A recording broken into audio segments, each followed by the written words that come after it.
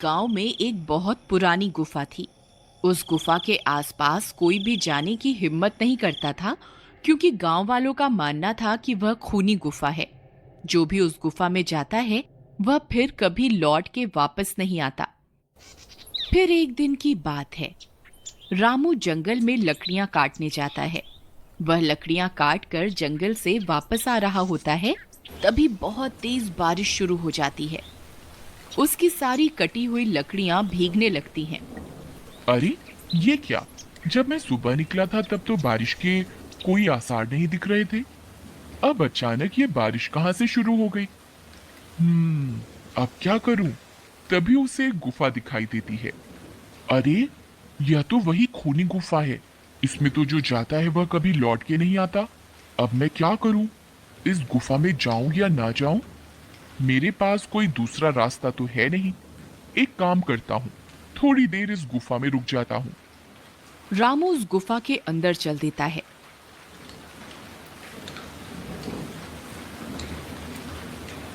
अंदर जाने पर उसे डरावनी आवाजें सुनाई देती हैं। वह इधर उधर देखता है, किंतु उसे कोई भी दिखाई नहीं देता। फिर वह थोड़ा और अंदर की ओर चला जाता है और फिर कभी वापस लौट के नहीं आता। उधर गांव में रामू की पत्नी और उसका बेटा चिंटू उसका इंतजार करते रहते हैं। लेकिन पूरी रात गुजर जाती है और रामू घर वापस नहीं आता। फिर अगले दिन सुबह होने पर रामू की पत्नी और उसका बेटा गांव वालों के पास जाते हैं और उन्हें रामू के लापता होने के बारे में बताते हैं। अरे भैया, मेरे पति कल जंगल गए थे लकड़ियां काटने, परंतु वे घर वापस लौट के नहीं आए। कोई मेरी मदद करो उन्हें ढूंढने में। अरे बहन यशोदा, मैंने रामू को कल जंगल में देखा था। वह लकड़ियां काटकर घर की ओर आ रहा था। तभी तेज बारिश होने लगी और वह उस बारिश से बचने के लिए उस खूनी गुफा में चला गया। तुम तो जानती ही हो, वह खूनी गुफा है। उस गुफा के अंदर जो भी जाता है वह कभी वापस लौट के नहीं आता है। हे भगवान, अब मेरे पति का क्या होगा? शामू भैया, आप हमारी मदद कीजिए। आप कुछ गांव वालों को अपने साथ लेकर उस गुफा में जाइए। क्या पता आपको मेरे पति और बाकी गांव वाले जिंदा मिल जाएं। नहीं नहीं बहन, हम वहां मरने के लिए नहीं जाएंगे। सब बोलते हैं उस गुफा में एक चुड़ैल है, जो भी उस गुफा में जाता है वह उसे कच्चा खा जाती है। नहीं नहीं, हमें माफ करो, हम तुम्हारी कोई मदद नहीं कर सकते। फिर यशोदा और उसका बेटा हताश होकर वापस अपने घर की ओर चल देते हैं। अपनी माँ को परेशान देख चिंटू अपनी माँ को बोलता है। माँ माँ, तुम परेशान मत हो। मैं बाबा को वापस घर लेकर आऊंगा। अरे बेटा, जब पूरे गांव वाले मिलकर उस गुफा में जाने की हिम्मत नहीं जुटा पा रहे तो तुम क्या कर लोगे? कोई बात नहीं बेटा, भगवान तुम्हारे बाबा की रक्षा कर। चिंटू रात भर सो नहीं पाता और वह अपने बाबा के बारे में रक्षा करेंगे।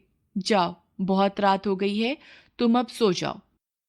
चिंटू रात भर सो नहीं पाता और वह अपने बाबा के बारे में सोचता रहता है। फिर वह फैसला करता है कि वह अपने बाबा और बाकी गांव वालों को जरूर उस खूनी गुफा से वापस ला कर रहेगा। यही सोचकर वह आधी रात को जंगल की ओर चल देता है। जंगल का रास्ता बहुत डरावना होता है। चिंटू को बहुत डरावनी डरावनी आवाजें सुनाई देती हैं, लेकिन वह बिना घबराए उस गुफा की ओर चलता जाता है। कुछ ही देर में वह उस गुफा में पहुंच जाता है। गुफा में पहुंचकर उसे वहां कोई भी गांव वाला दिखाई नहीं देता, सिर्फ डरावनी आवाजें ही सुनाई देती हैं। फिर वह हिम्मत जुटाकर गुफा में और अंदर की ओर जाता है। तभी अचानक उसके सामने एक चुड़ैल आ जाती है।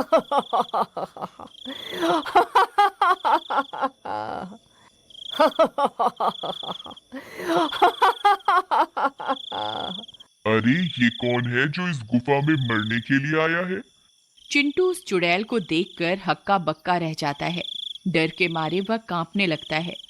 उस चुड़ैल को देखकर चिंटू की हालत खराब हो जाती है, लेकिन वह भागता नहीं है और अपनी जगह पर डटा रहता है। चुड़ैल उसे बहुत डराने की कोशिश करती है, लेकिन वह अपनी जगह पर डटा रहता है। अरे, ये तो छोटा बच्चा है। ये तो मेरे किसी काम का नहीं है। इसे यहां से कैसे भगाऊं, ये तो मेरा सारा काम चौपट करवा देगा। दूसरी तरफ चिंटू को घर में न पाकर यशोदा घबरा जाती है। हे भगवान, अब चिंटू आधी रात को कहाँ चला गया? कहीं वह अपने बाबा को छुड़ाने उस खूनी गुफा की ओर तो नहीं चला गया? हे भगवान, अब मैं क्या करूं? फिर वह भागती हुई शामू के घर जाती है और उससे मदद मांगती है। भैया, चिंटू घर से लापता है। वह अवश्य ही अपने बाबा को बचाने के लिए उस खूनी गुफा की ओर गया होगा। कृपा करके मेरी मदद कीजिए। फिर शामू भागकर बाकी के गांव वालों के पास मदद मांगने जाता है। अरे भाई कालिया, चिंटू भी उस खूनी गुफा की ओर चला गया है। अब हम सबको मिलकर उसकी मदद करनी चाहिए। अगर एक बच्चा अकेला आधी रात को उस जंगल में खूनी गुफा में जाने की हिम्मत दिखा सकता है तो हमें अपने आप पर शर्म करनी चाहिए। तुम सही कह रहे हो शामू। चिंटू की हिम्मत को देखकर मुझ में भी हिम्मत आ गई। चलो, हम सब उस खूनी गुफा में चलते हैं। जो होगा देखा जाएगा। यही सोचकर कुछ गांव वाले मिलकर उस खूनी गुफा की ओर जाते हैं। दूसरी तरफ वह चुड़ैल चिंटू को वहां से डराकर भगाने की कोशिश करती रहती है, परंतु चिंटू अपनी जगह से नहीं हिलता। अरे मूर्ख बालक, क्या तुझे मुझसे डर नहीं लगता? मैं तुझे कच्चा ही खा जाऊंगी। मैं तुझे आखिरी बार बोल रही हूं, यहां से चला जा, नहीं तो अच्छा नहीं होगा। हे चुड़ैल, मैं अपने बाबा से बहुत प्यार करता हूं। अगर वे मेरे लिए अपनी जान दे सकते हैं तो मैं उनके लिए अपनी जान देने को तैयार हूं। मैं उन्हें लिए बगैर यहां से नहीं जाऊंगा। अब मैं तुमसे नहीं डरता। तुम्हें जो करना है कर लो। अरे यार, ये तो बहुत बहादुर है। यहां से जाने का नाम ही नहीं ले रहा। कहीं मेरी सच्चाई सबके सामने ना आ जाए। अब मैं क्या करूं? तभी सब गांव वाले हाथों में मशाल लिए वहां पहुंच जाते हैं। अरे बाप रे, यहाँ तो चुड़ैल है। अरे दैया रे दैया, भागो यहाँ से वरना ये चुड़ैल हम सबको खा जाएगी। सभी गांव वाले बहुत डर जाते हैं। अरे मूर्खों, डरो नहीं। देखो, चिंटू उस चुड़ैल के पास ही खड़ा है। अगर ये चुड़ैल को खाना होता तो अब तक ये चिंटू को खा चुकी होती। जरूर दाल में कुछ काला है। तभी सब गांव वाले चिंटू के पास जाकर उसके साथ खड़े हो जाते हैं। लगता है आज तुम सबकी मौत तुम्हें यहाँ खींच कर ले आई है। हे चुड़ैल, चिंटू की हिम्मत देखकर हम सब में भी तुम्हारा सामना करने की हिम्मत आ गई है। अब हम तुमसे नहीं डरते। तभी सब गांव वाले हाथों में मशाल लिए चुड़ैल की तरफ बढ़ते हैं। अरे ये क्या, ये सब तो मेरी तरफ ही आ रहे हैं। अब तो मुझे यहां से भागना ही पड़ेगा।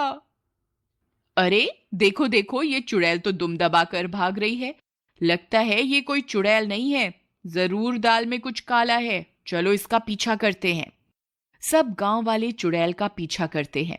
तभी चुड़ैल का पीछा करते करते गांव वाले ऐसी जगह पहुंच जाते हैं जहां उन्हें बाकी के सारे गांव वाले मिल जाते हैं। वे सारे खुदाई का काम कर रहे होते हैं। वे लोग उन गांव वालों को अपनी ओर आता देख खुश हो जाते हैं और अपनी आप बीती बताते हैं। कालिया, अरे भाई घनश्याम, तुम सब लोग यहाँ खुदाई का काम क्यों कर रहे हो? और तुम सब लोग वापस गांव क्यों नहीं आए पिछले 2 महीनों से? अरे क्या बताएं भाई कालिया, ये औरत ने चुड़ैल बनकर हमें जबरदस्ती यहाँ कैद करके रखा हुआ था और खजाने के लालच में हमसे दिन रात यहाँ खुदाई करवाती रहती थी। जब भी कोई गांव वाला हमारी तलाश में इस गुफा की ओर आता तो यह उसे डरावनी आवाजें निकालकर यहाँ से भगा देती थी और उसे अंदर नहीं आने देती थी। और जो कोई भी अंदर आ जाता था तो उसे भी कैद करके यहाँ खुदाई के काम में लगा देती थी। तब सब गांव वाले मिलकर उस चुड़ैल को पकड़ लेते हैं। मुझे माफ कर दो, मैं खजाने के लालच में तुम सबको डराती थी। मैं कोई चुड़ैल नहीं हूं। मुझे मेरी गलती का एहसास है। तुम मुझे जो भी सजा दोगे मुझे मंजूर है। कोई बात नहीं, तुम्हें तुम्हारी गलती का एहसास हो गया, यही बहुत है। मॉरल, हमें कभी भी डरना नहीं चाहिए और किसी भी भूत चुड़ैल में विश्वास नहीं करना चाहिए। ये कहानी कहीं ना कहीं अगर आपके दिल को छुए तो प्लीज लाइक जरूर कीजिएगा।